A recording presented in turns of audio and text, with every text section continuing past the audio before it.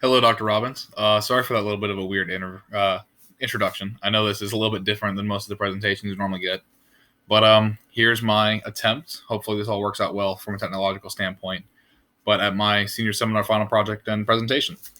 So, I really focused this semester on doing anxiety, coaching, and cohesion and kind of the transition between those three as I went through my article reviews. So, I started off with why did I focus on this sport anxiety component of things. So I know from a personal standpoint, I have struggled with things along that nature with anxiety for a good bit of my life. It really started coming into focus around when I got into sports. So for me, those two issues have always been interconnected. That idea of anxiety and these feelings and confusion and problems combined with athletics and my love for that. And those two came into my life around the same time. So they're always going to be intertwined to me. So when I started looking at ideas for what I wanted to do on research, that's really what stuck out to me. And I was like, look, I have to do something on sports and I have to do something with mental health. And, obviously with the major and psychosocial, those all just melded together perfectly. So why not do a presentation on sport and anxiety? So that's what I really wanted to start with. So obviously sport and anxiety is not good in terms of negative anxiety and negative performance and mental health issues. So finding ways to minimize that connection is what I wanted to look at. So I kind of wanted to start back at the beginning. So I looked at early ideas of this mental training for athletes. Beyond just the physical training, I wanted to look at ideas on how athletes could be trained to up their mental game and how that would in turn, mental game to mental health to performance and how that would all play out in a domino effect. So I looked at one of the earliest studies I could find was the use of stress inoculation training. That was the quote of the original idea of presentation. Mason Carroll studied this in 1986 in British squash players, actually. So what they did was basically have athletes play practice matches with putting money on the line and things like that in terms of like a small stressor. It wasn't a championship game, but you had $5 on the line, and it started to add that stress, and they could use that as a way to practice the techniques they were trying to develop on, hey, does this help? Does this hurt? What makes players do better under stressful circumstances? And then we look all the way up to modern day. I kind of tried to see that whole spectrum. So the most recent study I found and the most recently developed technique was actually looking at virtual reality training. So Sands, Moulton, and LeCuyer looked at this, and they basically developed a program for Olympic target shooters in which they would wear a virtual reality headset and be put into the scenario of a stressful situation. Almost the same idea as that stress inoculation training, but with modern technology. And, you can practice a free throw a million times, but how often can you hire an entire crowd to stand there and really simulate that? But you use a virtual reality headset and you push the button and you have them there. And I thought that was really intriguing. And as we continue to look at that, I know University of Georgia and a lot of the places that I was looking at for grad school are looking at that, which is very interesting. That's complete side tangent from this project I'm working on. But then I wanted to continue looking at other types of techniques, not just this inoculation training, things such as like positive self-talk and mindfulness training. And I wanted to look at real hard data for that because you can always have all the anecdotal evidence, but competitive state anxiety inventory tests are pretty it's data, it's numbers, and showing a 4-point decrease on that test just for engaging in 8 weeks of positive self-talk training to me was really interesting. So I really wanted to start on that. Hey, how can an individual athlete minimize their stress and their anxiety in their sport? So after I went through that, I started getting deeper into looking at things for my second and third article review. And I realized that a lot of these things that impact anxiety on team sports and on the individuals can be traced back to the team cohesion, that bond and that friendship between team members. And you can tweak and mess with individuals through tweaking and messing with the group.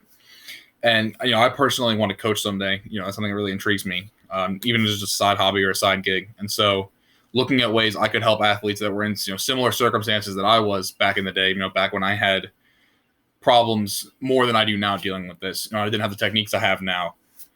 Being able to look at that from that side of the field, that side of the coaching to player ratio. So I wanted to get deeper into that coaching and team cohesion aspect of anxiety and how that team cohesion can bond together and try to eliminate some of those effects. So, I remember personally, I had a day, it was a rough day early in my football career. I was like, I'm done. I quit. I'm out. I don't have friends on this team. I don't have a reason to be here. I'm not athletically on the same ability as I want to be or I should be. And I had a coach sit down, and he was he's a friend of mine now, but a coach that was, a Super Bowl champion, a 14-year NFL starter for the Rams, and Kurt Warner. He was an alignment with him, and it really helped. He kind of set me down and kind of put into perspective, like, look, everyone has this. Like, I won 14 Pro Bowl, 14-time Pro Bowler, won a ring, and I dealt with this all the time. And it really helped me put in perspective that this is something universal. And if it's something universal, why aren't we looking at it more? So then looking at that he helped me, the coach helped me, so I wanted to be able to flip that. So I started looking at coaching and cohesion a lot deeper. Looked at a study by Terman where he tried to examine specific actions, not just, hey, this coach helped me, but what did this coach do to help me? So he found a lot of the things were almost democratic levels of the way you run a team. So allowing things like elective team prayer for the players kind of step up and take a chance to include others. Using sarcasm with players, letting players know, things aren't always as serious or as upsetting, or, I'm not always yelling at you. There are times for that. There are times discipline are needed, obviously, but constantly berating a player is not the way to make them feel more like they're part of a team. The inclusivity of bonding together. And obviously, you can't develop a lot of team cohesion when players don't want to stay around the team. Like me, I wanted to leave, and the coach was like, hey, stick it out for another week. And then I made it through a season, and then suddenly I have another reason to stay past just me. I feel like I'm part. I feel like I'm invested. I felt like I had friends now that I was fighting for. And when I left out of my body almost for that, I thought, hey, there's other reasons for me to be here and do things. That kind of, helped me feel a lot more comfortable with where I was at. So there was a really cool study I looked at. Onag, I believe is how you pronounce it, and Tanechi looked at teams that scored higher than the average on team social cohesion. Teams that scored where they felt like they were a lot more included in a team had a 16% higher retention rate. And all it seems kind of self-explanatory, like, oh yeah, teams that get along better want to stay better together. That doesn't always feel like it's the truth when you're actually there on the team. Sometimes you got really good friends and people end up leaving for, selfish reasons, and helping to prove that actually there in numerical data, and that my personal experience can be taken beyond just me. It really stuck with me as I continued through my research studies.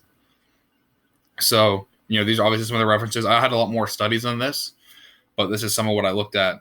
Going back a little bit too to this coaching cohesion. Sorry, I forgot to mention a point, but there's a lot more I wanted to look at with this, and then I'm going to continue looking at with this, and obviously looking in my personal both athletic career and academic career going forward, into grad school and things like that I want to keep working on this idea, and that finding a way to meld together this team cohesion and this social cohesion and task cohesion and all of these together in a way to combat anxiety and to combat these techniques, and maybe teaching personal techniques you can use to then increase the group of the strength of the team. And when the whole team can band together, become more cohesive, and then it facilitates to success.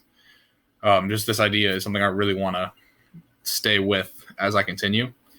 As I research more articles, I found there's a lack of certain types of these articles. Like, there were lots of articles about, hey, anxiety is real. Hey, we can prove it's real. Hey, doing this helps. But there wasn't a lot of, this is why it helps. There wasn't a lot of, this is what the athletes responded with. It was, hey, they scored higher on the test, but why did they score higher on the test? So those are things I really want to keep looking at as I go. And as I delve deeper into this, I found that there was a little bit of a hole there that I really want to, do my part, at least as much as I can, to fill that hole. So I guess this is the point where I would, take questions from the audience. Judging from the fact that I'm filming in my bedroom back at my parents' house down here in Florida, it's a little different than how I would assume this would normally be presented, but hopefully that this format, and, I'm going to try to upload this on YouTube. So hopefully that's how you're watching this, Dr. Robbins. But then hopefully this all worked out.